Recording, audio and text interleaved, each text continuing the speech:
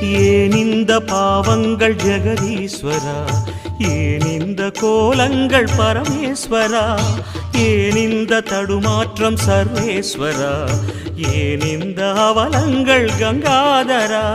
மூன்றாவதாம் உன் கண்ணையே நீர் திறப்பீர் உலகுயவே.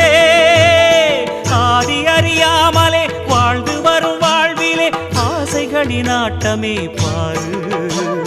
வாழ்க்கையில் சாவியும் ஆழியில் வீழ்ந்ததே, வழி என்பதென்ன இனி கூறு.